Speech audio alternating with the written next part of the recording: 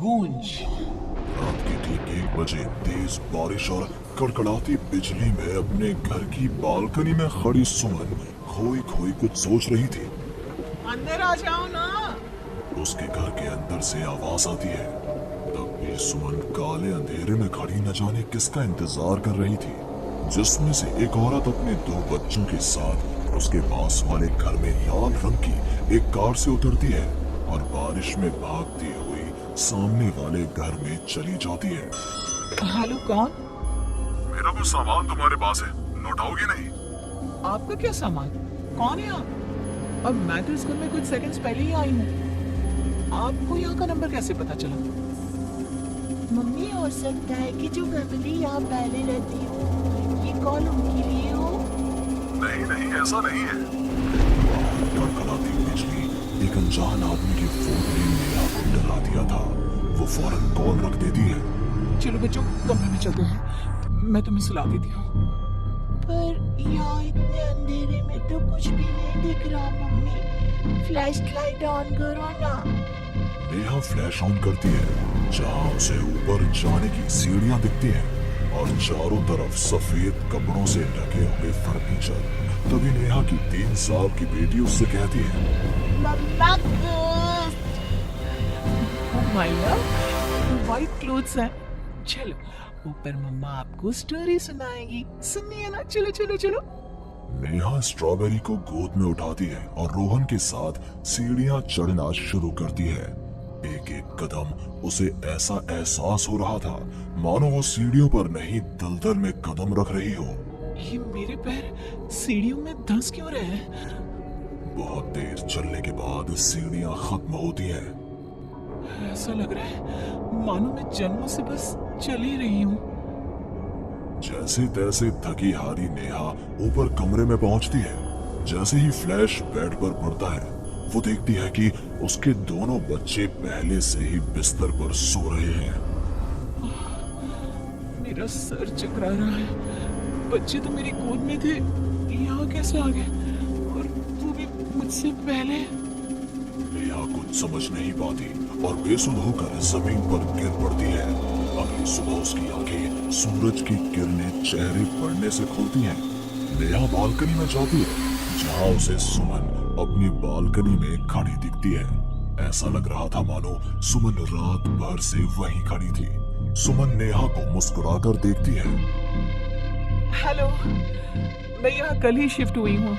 मेरे हस्बैंड का यहाँ ट्रांसफर हुआ है। आसपास कहीं घर ही नहीं मिला, तब 40 किलोमीटर दूर यहाँ ये घर मिला। आप यहाँ पर कब से हैं? पता नहीं, सालों हो गए, यहाँ कोई आया ही नहीं। पर अब तुम आई हो तो राहत सी लगी। आओ ना घर पर। हाँ हाँ, क्यों नहीं, मुझे भी कंपनी मिल जाएगी। वैसे कल रात ना यहाँ कुछ अजीब महसूस किया मैंने। मैं आकर बताती हूँ। नेहा सुमन से मिलने उसके घर जाती है और पिछली रात हुए इंसिडेंट के बारे में उसको बताती है। ये तो कुछ भी नहीं है नेहा, ऐसे तो कई इंसिडेंट्स मेरी एक फ्रेंड के साथ भी हुए हैं और रोज होते ही हैं। सुमन अपनी कार में बैठी अपने नए ठिकाने की ओर बढ़ रही थी। जंगल के बीच से गुजरती वो खुद से कहती है, ये सिविल इंजीनियर्स की लाइफ ना बड़ी मुश्किल है। कहाँ जंगल झाड़ी में रहना। कार एक घर के पास रुकती है। लीजिए मैडम, हम आ गए। आपको कुछ जरूरत हो तो मुझे कॉल कीजिएगा, मैं ये बगल वाले घर में ही हूँ। सुमन घर के अंदर जाती है। डाइनिंग टेबल पर पहले ही खाना रखा हुआ था, पानी का ग्लास भी, टीवी ऑन ही था। ऐसा लग रहा था मानो अभी अभी यहाँ कोई था या है। कंपनी अच्छी है, सब अरेंजमेंट्स मेरे आने के पहले ही कर रखे हैं। सुमन खाने की टेबल पर बैठती है, जहाँ 5 लोगों का खाना परोसा हुआ था। 5 प्लेट किसके लिए सर्व कर दिया? हाथ है। सुमन अपनी प्लेट से खाना शुरू करती है और उसी वक्त बाकी 4 प्लेटों से भी खाना गायब होने लगता है। प्रमिल, कहाँ हो तुम प्रमिल? सुमन भागती हुई अपने ड्राइवर के घर पर जाती है। सुमन क्या देखती है कि प्रमिल जमीन पर गिरा हुआ है। फर्श पर हर तरफ खून ही खून। प्रमिल के मुंह से भी खून आ रहा था। वो कराहता हुआ कहता है, मैम, यहाँ रूहें रहती हैं, ये आपको भी नहीं छोड़ेंगी। ये कहते कहते ही प्रमिल दम तोड़ देता है और सुबह के 11 बजे अचानक ही अंधेरा छा जाता है। चारों तरफ से अजीबोगरीब आवाजें आने लग जाती हैं। मम्मी, आई, अरे कोई खाना देगा क्या मुझे? अरे जी सुनिए ना, प्लीज प्लीज मुझे मत मारो। पापा बचाओ, ये लोग कौन है? सुमन अपने दोनों हाथों से अपने कान को बंद कर लेती है और जोर जोर से चीखती है।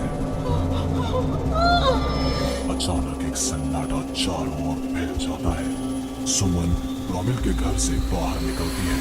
चारों ओर खूब अंधेरा, वो भी कुछ देख नहीं पाती और वापस अपने घर की ओर लौट आती है। इससे अच्छी तो मौत होती, ये मैं कहाँ फंस गई। मम्मा गोदी।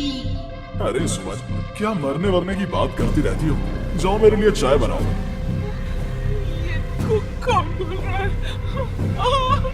तभी अचानक से घर की लाइट्स ऑन हो जाती है। सुमन देखती है कि वो किचन में है।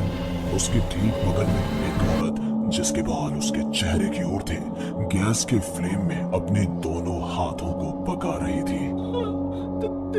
तुम कौन हो? कौन हो तुम? और यहाँ क्या कर रही हो? इनको बहुत पसंद है मेरे हाथों का खाना, तुम्हें भी चखवा दूं क्या? कर्कश आवाज में ये कहती हुई वो औरत झट से सुमन के हाथों को आग में डाल देती है। सुमन चीखती रहती है, पर वो औरत उसके हाथों को नहीं छोड़ती। तुम्हारे पेट में एक बच्चा है ना, सो किया मैंने।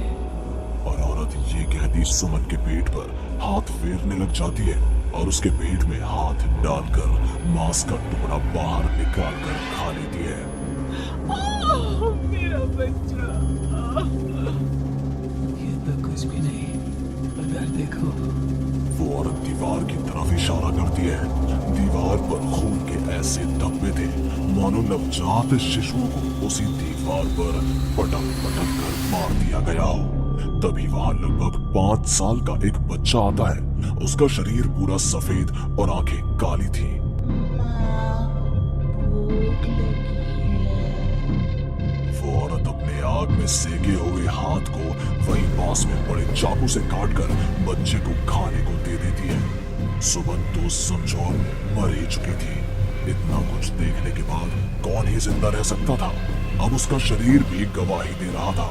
एक कदम में चलना मुश्किल था।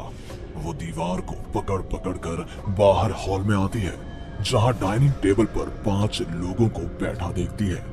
बिना सर का एक आदमी टेबल पर अपने बीवी और 3 बच्चों के साथ बैठा था।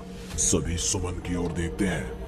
मम्मी, तुम मेरी मम्मी बनोगी या हमारी जैसे बहुत से लग रहे हैं, बहुत सारे। फिर उस लड़की का क्या हुआ? वो अब जिंदा है? हाँ, उन लोगों को एक जिंदा इंसान भी चाहिए था, जिसे वो रूहें रोज मारे, रोज। पता नहीं कितनी ही रूहें हैं। आज भी 1-2 तो दिखी जाती हैं। वो लड़की तो बस निकलने का राह ढूंढ रही है, पर वो निकलेगी कैसे? क्या कोई तरीका है? हाँ, किसी और को उन रूहों के हवाले कर देना यही एकमात्र रास्ता है। तो उसने किसे उन आत्माओं के हवाले किया? किया नहीं, अब करेगी। तुम्हें ये वही घर है और वो लड़की मैं हूँ। अलविदा नेहा।